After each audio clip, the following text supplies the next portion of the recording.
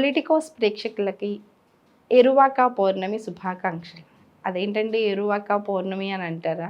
ఇవాళ రోజుల్లో పిల్లల్ని మనకు ఆహారం ఎక్కడి నుంచి వస్తుంది అంటే 2 మాటలు సింపుల్‌గా చెప్తారు. అమ్మ వండుద్ది లేతే స్విగ్గీ, జొమాటో అని చెప్పేస్తారు. వాళ్ళకి అంతకు మించి మిగతా ఏమీ తెలీదేమో. సో, ఎంత నాగరికత అభివృద్ధి చెందినా, సాంకేతికంగా మనం ఎంత పరుగులు పెడుతున్నా కూడా నాగలి, రైతు ఇవి 2 లేనిదే మనకి 4 ఏళ్ళు లోపలికెళ్ళవు. అవి వాళ్ళిద్దరూ తప్పనిసరిగా ఉండాల్సిందే. నాగలితో రైతు దుక్కి దున్ని పంట పండిస్తేనే మనకి 4 ఏళ్ళు లోపలికెళ్తే రకరకాల భోజనాలని, రకరకాల రుచులతో భోజనాలని ఆస్వాదించగలుగుతాం మనం కదా.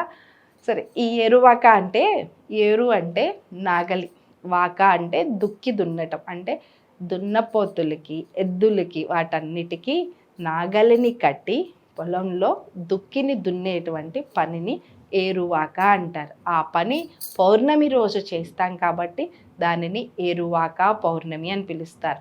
వైశాఖ మాసం అంతా ఎండలతో ఉంటుంది.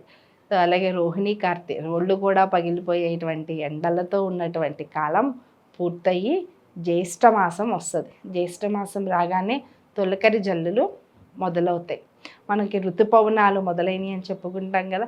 కొంచెం అటు ఇటుగా పౌర్ణమి వచ్చే సమయానికి ఎట్టి పరిస్థితుల్లోనైనా మనకి వానలు పడవలసిందే.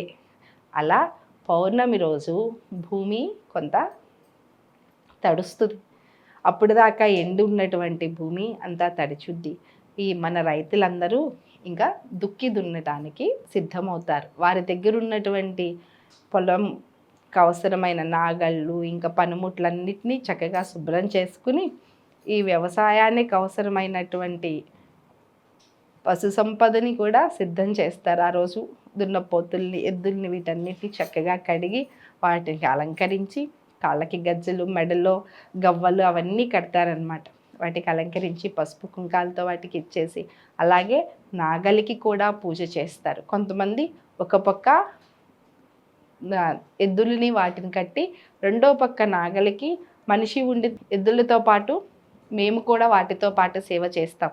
రోజు మొత్తం చేయలేకపోయినా సంవత్సరం మొత్తం ఒక్కరోజన్నా వాటితో పాటు చేయాలి అని అలా నడుస్తూ ఉంటారు. ఇంకా మంచిగా పొంగళ్ళు వండుతారు. అవన్నీ సిద్ధం చేసుకుని పొలం దగ్గరికి వచ్చి, మరి భూమాత కదా మనకు ఆహారం ఇచ్చేది అమ్మే, కానీ అంతటి భూమాత గుండెల్లో నాగలి దింపాలి అంటే రైతుకి చాలా బాధగా ఉంటుంది. కానీ తప్పదు. అమ్మా, నువ్వు చల్లని చూపులు చూడటం వల్లే మాకు ఈ భూమి సస్యశ్యామలమై మంచి పంటను పండించగలుగుతాం. ఈ పంటతో నలుగురికి ఆహారం అందించగలుగుతాము. మాకు ధనధాన్యాలకి లోటు లేకుండా, మా ప్రజలందరికీ ఎప్పటికీ ఆహారానికి లోటు లేకుండా మమ్మల్ని చల్లగా చూడు తల్లి. అలా నువ్వు చల్లగా చూడాలంటే నీ భూమి దున్నక తప్పదు మాకు. ఇది తప్పక చేస్తున్న పని, ఏమీ అనుకోకుండా మమ్మల్ని కటాక్షించు తల్లి అని ఆ భూమాతకి నమస్కారం పెట్టుకుని ఆమె అనుమతి తీసుకుని ఈ దుక్కి దున్నే కార్యక్రమాన్ని మొదలు పెడతారు. ఆ రోజు నుంచి వ్యవసాయ ఆధారిత పనులన్నీ మొదలు పెడతారు. సరే అనుకోవచ్చు, ఆ రోజే ఎందుకు చేయాలి, ఒకరోజు ముందు వెనకో చేయొచ్చు కదా అని. కానీ మిగతా పనులైతే ఎవరికి తోచినప్పుడు వాళ్ళు చేసుకుంటారు. ఈ వ్యవసాయ పనులు వచ్చేటప్పటికీ ఇంచుమించుగా దేశంలో కానివ్వండి, రాష్ట్రంలో కానీ రైతులందరూ అదే రోజు ఏరువాక పౌర్ణమి రోజే వాళ్ళ పనులు మొదలు పెడతారు. వ్యవసాయం అనేది సమిష్టిగా చేసేటువంటి పని. ముందు వెనక మనకి తోచినట్టు చేయటానికి ఉండదు. వ్యవసాయానికి కూడా ఒక క్యాలెండర్ ఉంటుంది. ఆ పొలంలో వేసినటువంటి వరి ధాన్యాలకు కూడా పరపరాగ సంపర్కం ఉంటుంది.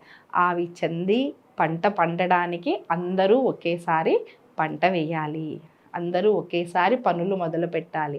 అందుకోసమనే అందరూ ఈ పౌర్ణమి రోజు చేస్తారు. ఇంకా పౌర్ణమి రోజే ఎందుకు అంటే, చంద్రుడు జ్యేష్ఠ నక్షత్రం రోజు వస్తాడు.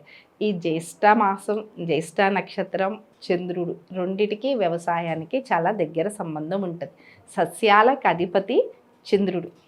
మనకు ఒక పంట సూర్యుడి ద్వారా, సూర్యకిరణాల ద్వారా ఎలా అయితే మొక్కలన్నిటికీ శక్తి వచ్చి ఇదవుతాయో, అలాగే చంద్రుడి నుంచి వచ్చేటువంటి కిరణాలు వాటి ప్రభావం ద్వారా కూడా ఈ సస్యాలు బాగా పండుతాయి. మనం తినేటువంటి ఆహారం కూడా ఆ సస్యాల ద్వారా అంటే చంద్రుని కాంతి ద్వారానే బాగా వస్తూ ఉంటుంది, మంచి పంట వస్తుంది అనమాట. అదంతా అందుకే అంత సాత్వికంగా ఉంటుంది. ఆ సాత్వికంగా వచ్చిన పదార్థాన్ని మనం సాత్వికంగా తింటే మనలో సాత్విక ప్రవృత్తే ఉంటుంది. వాటిని తర్వాత మనం వండుకునే విధానంలో మార్పు ఉంటుంది, కానీ ఆహారం అయితే సాత్వికంగానే మనకుంటుంది. ఆ సస్యాలకు అధిపతి చంద్రుడు కాబట్టి ఆ చంద్రుడు మనసుకు అధిపతి. మనం తినేటువంటి ఆహారం కూడా మన మనస్సుని కంట్రోల్ చేస్తూ ఉంటుంది. అందుకోసమనే ఆహారాన్ని తినేటప్పుడు అది మనకు ఒక దైవంగా భావించి దాని మీద శ్రద్ధ పెట్టి తినమంటారు. ఇన్ని కారణాలు ఉన్నాయి. మన మనసు మంచిగా ఉండాలన్నా, మన ఆలోచనలు మంచిగా ఉండాలన్నా కూడా మనం తినే ఆహారం మీదే దాని ప్రభావం ఉంటుంది. వీటన్నిటితో పాటు రైతు, కర్షకుడు సంవత్సరం మొత్తం తను పండించేటువంటి పంటని, వ్యవసాయ పనుల్ని ఈరోజే మొదలుపెట్టి ఈ రోజు నుంచి ఇక మళ్ళా వైశాఖ ఇంచుమించుగా వేసవికాలం వచ్చేంత వరకు నిరంతరంగా ఆయన వ్యవసాయ కార్యక్రమాలు ఎటువంటి ఆటంకాలు లేకుండా సాగాలని, మంచిగా భూమి సస్యశ్యామలమయ్యి అందరికీ ఆహారం అందుబాటులో ఉండాలనే ఉద్దేశంతో తన పనిని మొదలు పెడతాడు. అలా మొదలుపెట్టే రోజు కూడా ఈ జ్యేష్ఠ పౌర్ణమి రోజు. అందుకనే దీనికి ఏరువాక పౌర్ణమి అని ఇంత విశేషంగా ఒక వ్యవసాయ పండగగా రైతులందరూ ఎంతో ఉత్సాహంగా చేసుకుంటారు. ఇంకా కొన్ని ఊళ్ళల్లో అయితే గోగునారతో తోరణాలు కట్టి ఆ తోరణాలకి స్వీట్లు, కొంతమంది డబ్బులు, నోట్లు ఇవి కూడా ఎలాడదీస్తారు. ఈ రైతులు వాళ్ళకున్నటువంటి చెన్నకోలతో వాటిని కొడతారు. ఎవరికి ఏది దొరికితే దాన్ని తీసుకెళ్ళి భద్రంగా దాచుకుంటారు. ఈ గోగునారనైతే తీసి గోవులకి, అదే వాళ్ళు ఏ పొలంలో వ్యవసాయానికి ఉపయోగించేటువంటి ఆ ఎద్దులకి వాటికి మెడలో రక్షగా కడతారనమాట. సో అవి పశు సంపద కూడా సమృద్ధిగా ఉంటే మనకి వ్యవసాయం పంటలు బాగా పండుతాయని, వ్యవసాయానికి పశువులకి రెండిటికి ఎంతో అవినాభావ సంబంధం ఉంటుంది కదా. అందుకని వారు అలా చేసి వారికి ఆ పశువులు ఆరోగ్యంగా ఉండాలి, చక్కగా వ్యవసాయ పనుల్లో సహకరించాలి, దాని ద్వారా పంటలు బాగా పండాలి అని కోరుకుని రైతులు ఈ ఏరువాక పౌర్ణమి రోజు తమ పనులు మొదలు పెడతారనమాట. ఇది ఏరువాక పౌర్ణమి యొక్క ప్రత్యేకత. Please subscribe to the channel and download the Politicos app from the links in the description.